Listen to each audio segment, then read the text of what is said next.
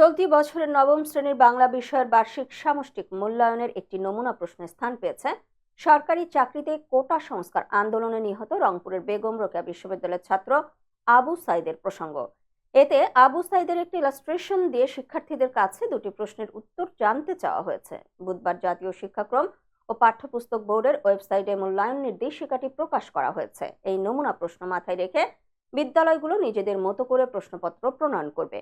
ওই নমুনা প্রশ্নের একাংশে আবু সাইদকে নিয়ে কৌশিক সরকারের আঁকা আলোচিত ইলাস্ট্রেশনটি স্থান পেয়েছে। ওই ইলাস্ট্রেশনটি দিয়ে নমুনা প্রশ্নে বলা হয়েছে, নিচের ছবিটি কৌশিক সরকারের আঁকা। ছবিটি ভালোভাবে পর্যবেক্ষণ করো এবং সংশ্লিষ্ট প্রশ্নের উত্তর দাও।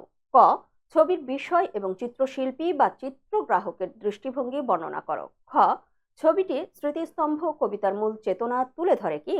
তোমার মতের পক্ষে যুক্তি দাও। প্রসঙ্গত, কোটা সংস্কার আন্দোলনে অংশ নিয়ে গত 16 জুলাই রংপুরে গুলিবিদ্ধ হয়ে আবু সাইদ নিহত হন। ওই ঘটনার ভিডিও ছড়িয়ে পড়ার পর সারা দেশে আন্দোলন জোরদার হয়। এক পর্যায়ে কোটা সংস্কার আন্দোলনের প্ল্যাটফর্ম বৈষম্য বিরোধী ছাত্র আন্দোলনে শেখ হাসিনা সরকারের পদত্যাগের এক দফা দাবিতে আন্দোলনে নামে। ছাত্র জনতার অভ্যুত্থানে গত 5 আগস্ট প্রধানমন্ত্রী পদ থেকে পদত্যাগ করে দেশ ছাড়েন শেখ হাসিনা।